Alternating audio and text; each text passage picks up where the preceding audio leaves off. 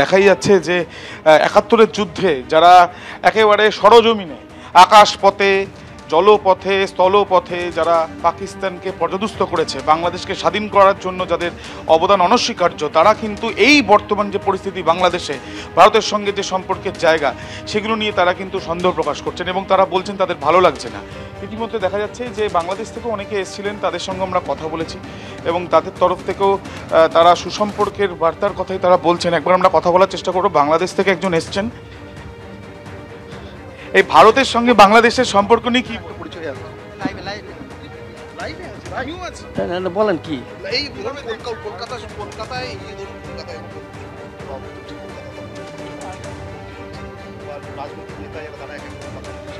আসলে রাজনীতির নেতারা লোকজনের মন জয় করার জন্য বিভিন্ন কথা বলে, এটা আসলে পাবলিকের কথা না।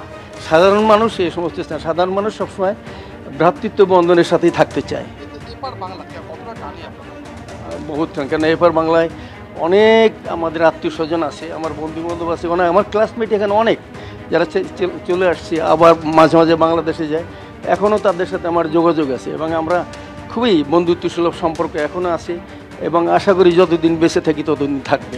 বাংলাদেশের এই যে অবস্থা, বাংলাদেশের এই অবস্থা কি মনে হয় যে একটু আরো সদর্থক এই সরকারের ব্যবস্থা নেওয়া উচিত? না, আসলে আপনি অবস্থা বলতে কি বুঝাচ্ছেন আমি জানি না, কিন্তু ওই এটা মুষ্টিমেয় কিছু লোকের কথা, এটা বৃহত্তর জনগোষ্ঠীর কথা না। এটা কেন বৃহত্তর জনগোষ্ঠীর ফিলিংস ভারতের প্রতি অত্যন্ত বন্ধুসুলভ, যেহেতু ভারতের কাছে আমরা কৃতজ্ঞ, যেহেতু আমাদের মুক্তিযুদ্ধে তারা আমাদের সাহায্য করেছে, তাদের সহযোগিতায় আমি একজন মুক্তিযুদ্ধ ছিলাম, ভারত সেনাবাহিনীর সাথেও আমি বিভিন্ন সময়ে ছিলাম বিভিন্ন অপারেশনে, এবং আমরা তাদের প্রতি কৃতজ্ঞ এবং তাদের সাথে আমাদের যে ভ্রাতৃত্ব বন্ধন সেটা অটুট থাকবে, এটা আমি বিশ্বাস করি। আর না না, আমরা একবার কথা বলবো, এখানে আরো অনেকে রয়েছেন, তাদের সঙ্গে এই ভারতের সঙ্গে যে সম্পর্কের জায়গা থেকে কিভাবে দেখছেন, কতটা উন্নত হওয়া দরকার? না না, উন্নত আছে, আরো বাড়বে, উন্নত আছে, মানে সম্পর্ক কিন্তু খারাপ হয়নি। কিন্তু আমরা দেখছি যে সম্প্রতিকালে বেশ কিছু ঘটনা, না না না, সেটা তো বিচ্ছিন্ন, সেটাকে আমাদের মানে বেশিরভাগ ম্যাক্সিমাম মানে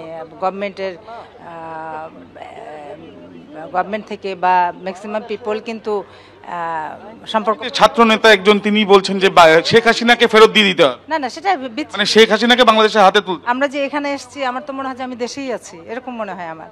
ভারত বাংলাদেশ আলাদা মনে হয় না। তিনি বলছেন, তিনি তো ছাত্র নেতা, সেখানকার বর্তমান ছাত্র আন্দোলনের মুখ। আমরা তো হঠাৎ করে না জেনে না বুঝে, আমি জানি না কেউ বলেছেন কিনা, কিন্তু মনে হয় না, এটা অস্বীকার করা যায় না। ভারতের অবদান এটা অস্বীকার করলে নিজেকেই অস্বীকার করতে হবে। একেবারে আজ ফোর্ট উইলিয়ামে যে বিজয় দিবস পালন করা হচ্ছে, বাংলাদেশ থেকে তারা যারা অতিথি হয়ে এসেছেন তাদের কথা থেকে কিন্তু এটা স্পষ্ট যে তারা মনে করছেন বাংলাদেশে এখন যে বর্তমান পরিস্থিতি চলছে সেখানে মুষ্টিমেয় গোষ্ঠী এটা মনে করছে, কিন্তু যে বৃহত্তর গোষ্ঠী তা কিন্তু ভারতের প্রতি বন্ধু সুলভ মনোভাবই পোষণ করে, এমনটাই অতিথিরা জানাচ্ছিলেন। ভারত বাংলাদেশ দু দেশেই কিন্তু আজকের দিনটি উদযাপন করা হচ্ছে বিজয় দিবস হিসেবে। ফোর্ট উইলিয়ামে সকাল থেকেই কিন্তু একাধিক অনুষ্ঠান হয়েছে এবং আজ সারাদিন জুড়ে একাধিক কর্মসূচি রয়েছে।